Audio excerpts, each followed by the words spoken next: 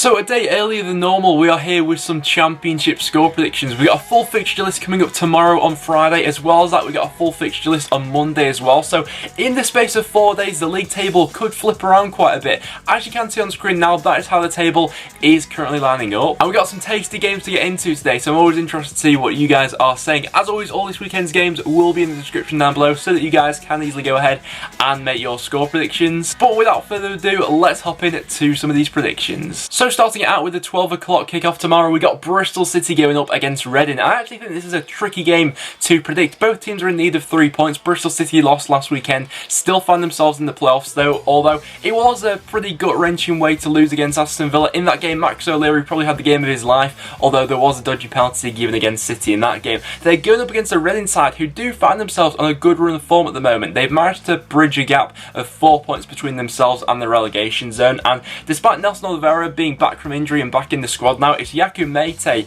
who's been Reading's clutch player going forward lately. He's got 3 goals in his last 2 games. Modou Barrow's been absolutely devastating with his pace going forward lately as well, and there are some avenues where Reading could hurt this Bristol City side at the back. Both sides really do need to pick up something from this game though, considering the fixtures that both these sides have after this game. Reading have got West Brom and Middlesbrough to play after this one, whereas Bristol City face Sheffield Wednesday and Derby, so both teams have a pretty tricky run in after this one, so both of them will be targeting 3 points from this one.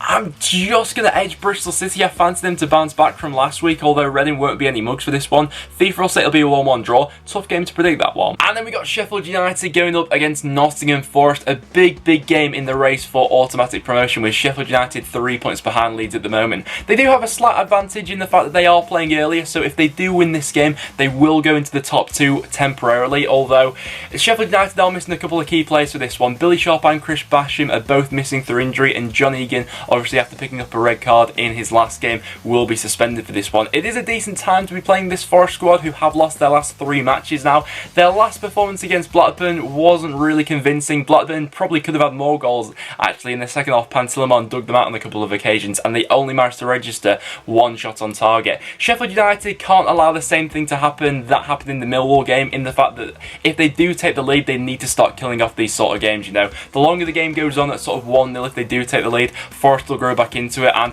although they have been on a bad run of form lately, they can still be a threat going forward. They've got the players in there to hurt United, and set pieces can also be a threat for this Forest squad. I'm going to back Sheff United for a 1-0 home victory. I think they will bounce back and put the pressure back on Leeds, whereas FIFA will say it'll be 2-0 Sheff United. And then we've got Millwall going up against Brentford, with Millwall finding themselves just 2 points above the relegation zone at the moment. This one, they need to be targeting all 3 points, I think. Looking at Millwall's fixtures compared to everyone else around them, I do have the feeling that they have enough winnable games between now and the end of the season to just about survive, but with the gap only being 2 points, they can't take their eye off the league table at the moment. Last weekend was a massive result for them, picking up a last-minute point against Sheffield United, with Jake Cooper getting his 6th goal of the season, and it's not really a bad time to be playing Brentford at the moment. They are a little bit inconsistent. They're without a win in their last 4 away matches. Now, defensively, I think that Brentford side can be got at. We saw that in the game they had last weekend against Reading, losing that by 2-1. And although Millwall haven't been prolific goal scorers so far this season, I think that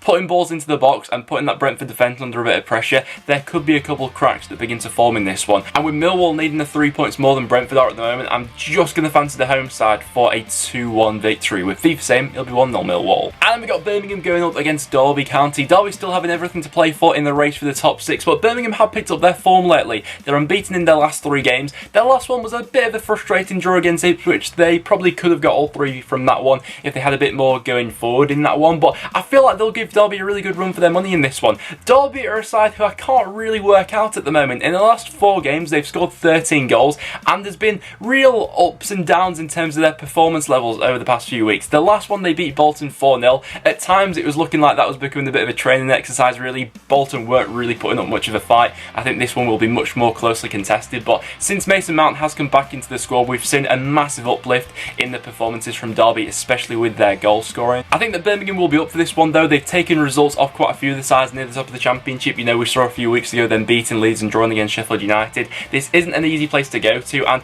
looking at Derby's fixtures between now and the end of the season, a point in this one might not be the worst result in the world actually. I'm going to say this one will finish as a 1-1 draw. I don't think there'll be much in it between these two, with FIFA agreeing with me for that one. And then we got Bolton going up against Aston Villa. It is more than likely that Bolton will be relegated to League One on Friday. However, the situation around the club has changed since I last made a video, with Bassini buying the club and Ken Anderson now being gone.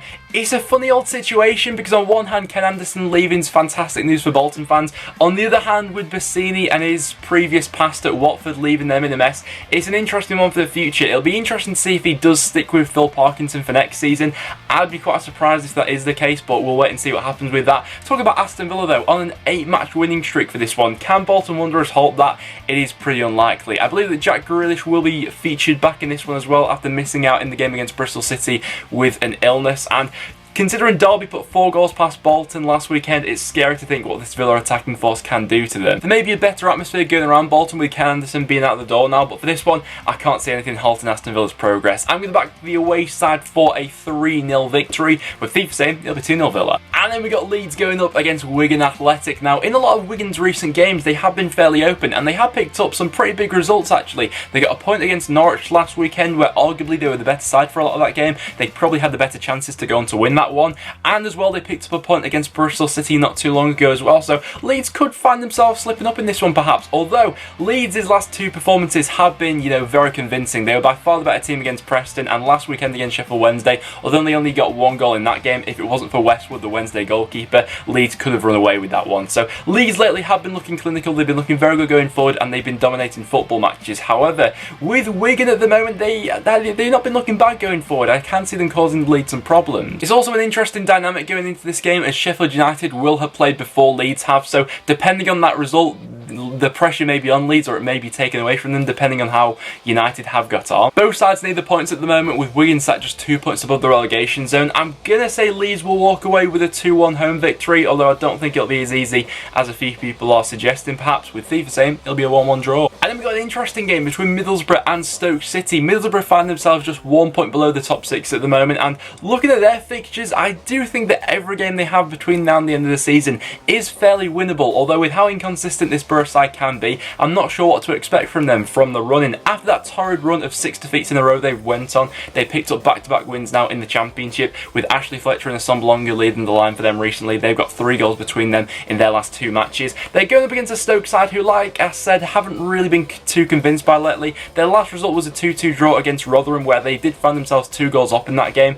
but probably were quite fortunate to walk away with a point actually, with Jack Butland digging them out on quite a few occasions. Both goalkeepers have probably been both the side's best players so far this season actually. Randolph had a terrific performance against Hull City. He came up with some big saves in that game, and Jack Butland all season has probably been Stoke's most consistent player. So for that reason, I don't see there being all too many goals scored in this one, although there have been a few more goal scoring threats from Stoke recently. I'm gonna back Borough for a 1-0 home victory, with FIFA saying it'll be 1-0 Stoke. I don't think there'll be all too much in that game. And then we got Preston going up against Ipswich Town. Bit of a funny encounter this one. Preston currently found themselves on the worst run of form in the Championship, losing our last 4 matches, and in that time, in those 4 matches, we've only registered 7 shots on target, which is absolutely abysmal. Albeit those 4 games, they were fairly tough. 3 of them were against promotion chasers, Leeds, Sheff United and West Brom. So this one against Ipswich will take on a little bit of a different dynamic. I expect us to have a lot more of the ball in this one, which may suit our game plan a little bit more. Being out of possession, we don't really seem to have much energy about us at the moment, which is a bit of a concern, but I suppose a few players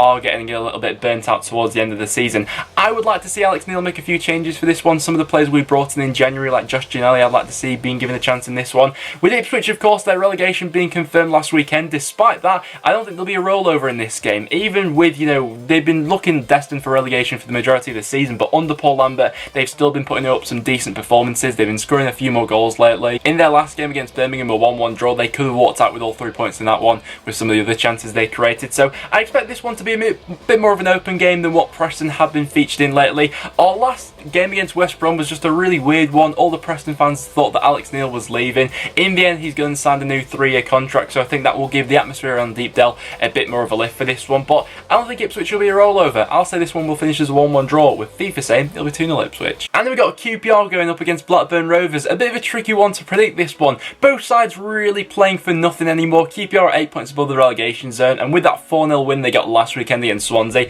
I think that pretty much all but guarantees their championship survival for next season. But they're going up against the Blackburn side, who are banging form at the moment, with back-to-back victories now. It was a very good away performance against Nottingham Forest last weekend, and they probably could have gone to get more goals in that game than they eventually went on to get. So I actually see this one being quite an open game of football. QPR are just an impossible team to read. You know, a few months ago they beat Leeds by 1-0. After that game I thought they'd go on to have a really strong end to this season, but then they followed it up by being beaten 3-0 by Brentford. And so if that's anything to read by, I'm not sure how they'll react after winning their last game 4-0 against Swansea. It was a brilliant performance in that game, but I think that Blackburn will give them a bit more of a stern test in this one. These games are pretty much almost impossible to predict at the moment, because with neither side really having anything to play for, it's either of them which could turn up. I'm gonna back Blackburn for a 3-2 away victory, although I could easily say 3-2 to QPR on that one. And then we got Swansea going up against Rotherham, with Swansea being battered 4-0 last weekend against QPR out of absolutely nowhere. Before that they won 3 consecutive matches and were having a real killer instinct in front of the goal. They were looking really sharp, with their wide players causing the opposition fullbacks all sorts of problems, cutting inside. The midfield was operating well and they were looking fairly tight at the back, but all that was thrown out the window against QPR, and it's an interesting one going up against Rotherham in this game. Rotherham currently found themselves 2 points away from safety, and after picking up a draw last weekend against Stoke, these are the sort of games where Rotherham really do need to be pulling out all 3 points from now. Despite Swansea having nothing to play for though, they'll want to put in a performance for this game just so everyone forgets about how shoddy they looked last weekend. I can see Potter maybe making a few changes for this one, but Rotherham I think could get quite a bit of joy going forward. Swansea tend to look a little bit uncomfortable with long balls coming into the box. That's how QPR got the majority of their goals, and with Rotherham being a bit of a direct side, they could have a bit of joy down those avenues. I'm going to say this one will be a 1-1 draw. I think it'll be quite a tight game, although Rotherham really do need 3 points from this one, whereas FIFA's going to say it'll be a 1-1 as well. And then we got West Brom going up against Hull City. West Brom with a very convincing performance last time out, beating Preston by 4-1. Although I say it was convincing, they never really needed to click out a second gear for that one. I think they'll be in for a bit more of a tough test against Hull in this one. Hull's last result, losing away to Borough 1-0, probably did go on to kill their playoff hopes. They're now 5 points adrift of the top 6. Despite that, it's still been a fantastic season for them, and I see this one being quite an open game of football. Both sides are accustomed to having quite high scoring matches so far this season. Dwight Gill banging form after last weekend, scoring a hat-trick against North End, and Hull's attacking outlets down the wings are known to everyone, so I can see this one being quite an open game.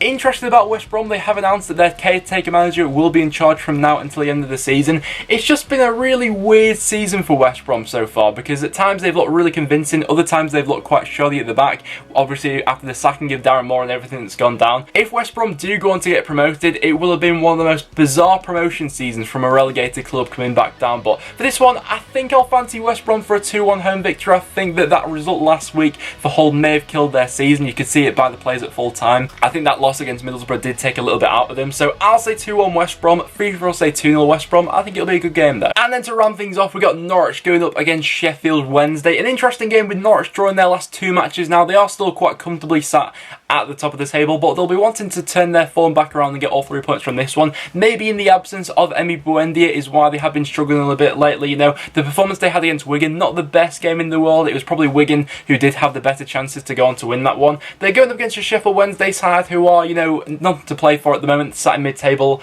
at this point in time. Their last game against Leeds United, Kieran Westwood popped up with some massive saves in that one, and if Westwood has another big performance, then Norwich may struggle to break this Wednesday side down. Wednesday couldn't really get into the game going forward in that one. I think they'll be looking to have a bit more attacking influence in this game against Norwich, and Norwich could actually be promoted this weekend, although it is fairly unlikely that if Sheffield United do lose and Norwich win this weekend, then Norwich will be going up to the Premier League. It is probably a matter of when, not if now, for Norwich, with that gap being so big between them and third, but I don't necessarily think it'll be this weekend they go up, but I think they may get 3 points from this one with a 2-1 home victory. But guys, there you have it. There are my championship score predictions for what I think is going to happen on this Friday. So do you guys agree with me? Let me know in the comments down below. I'll be having the championship roundup video and my Easter Monday score prediction video coming out over the weekend, so make sure you guys do go ahead and stick around for that one. But apart from that guys, thank you very much for watching. Make sure you leave a like if you did go on to enjoy, subscribe for some regular championship content. But apart from that, thank you very much, and I'll see you all in the next one.